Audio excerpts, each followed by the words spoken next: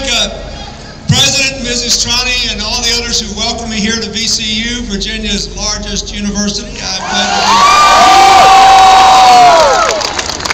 like to thank Congressman Bobby Scott for being here, a good supporter of Senator Obama's. Thank you, Congressman. Thank you, Senator Henry Marsh. Thank you, Delegate Lionel Spruill.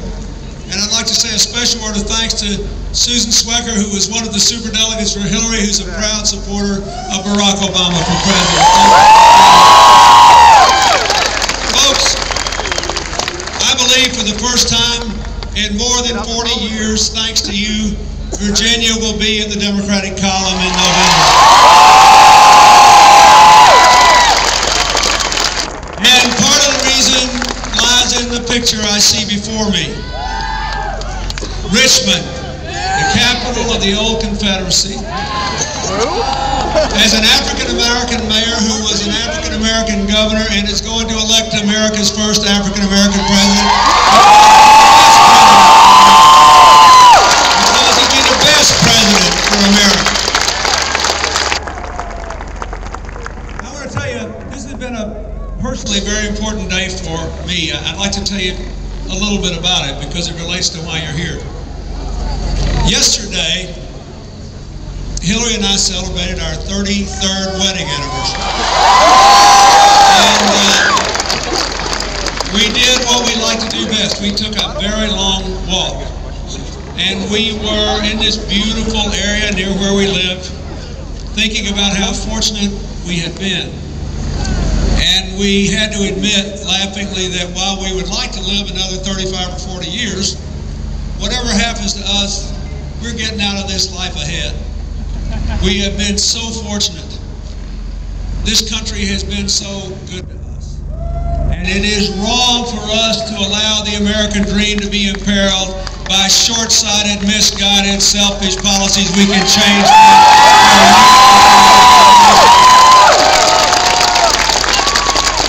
And today, we got up with my mother-in-law, who's nearly 90 and in great shape, and our daughter and the rest of our family, and we went to Scranton, Pennsylvania, where Hillary's family is from and where Joe Biden was born. And we began by going to the old Roanoke Family Methodist Church, and we christened the third of Hillary's brother's children. They've all been christened there. We had a big family event.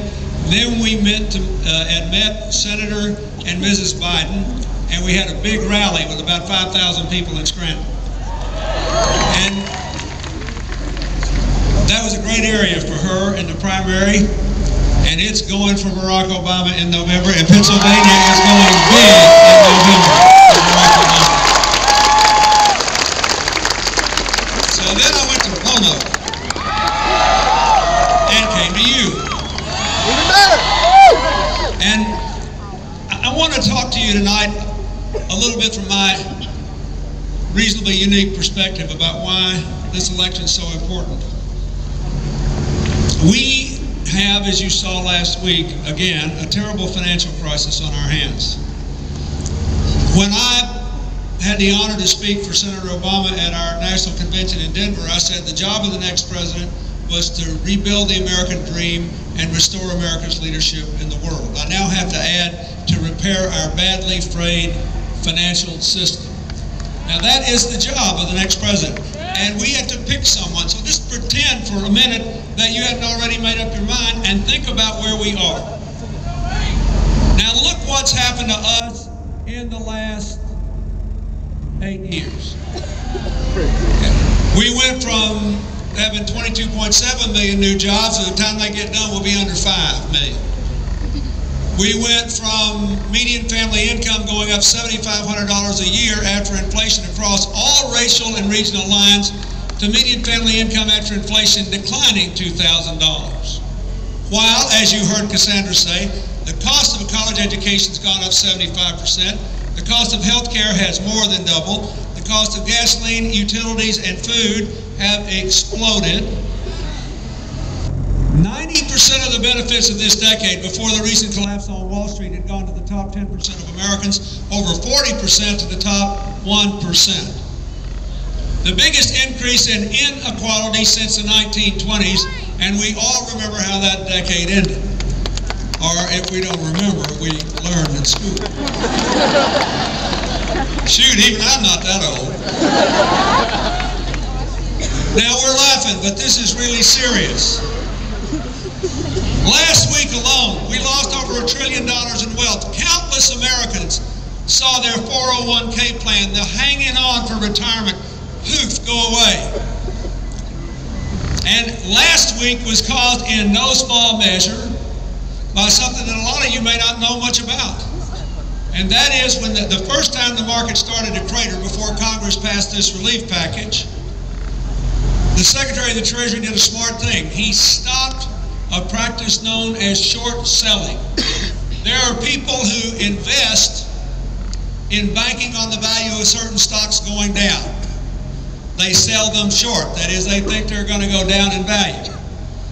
For decades, we had a rule called the uptick rule that stopped a reasonable prospect, that is, you ought to be able to gamble if stocks will go up or down, from getting out of hand and collapsing the market. It was called the uptick rule, and basically what it said is, if you're in the business of making money out of these stocks going down, you can't just keep pounding them down.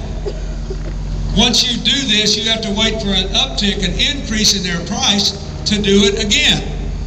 This administration got rid of that rule. Bad mistake. So then they had to just stop the short selling. Unbelievably, they put it back in last week. They let the short sellers go back in with no uptick rule, which they could have put back in, and a full month before any of this financial relief will be available to the financial institutions. It was totally predictable what would happen, and sure enough it did. That is the sort of thing that you need a president who knows better than to do. Barack Obama knows better than to do something. And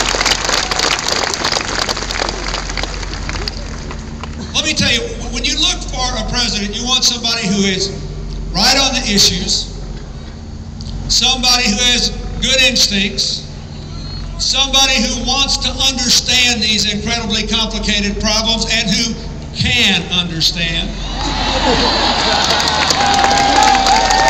And somebody with a supporting cast. Because you can't get there alone. When you are president, you got to have lots of help. And believe me, the next president needs our help, all of us, all hands on deck. You can't stop at the election. You got to say, send me if you want me to. Senator Obama, one of the things I like about his college aid plan is he wants people who get it to do community service, and that's what I believe in. That's what my life is. That's a good thing to do. Send me.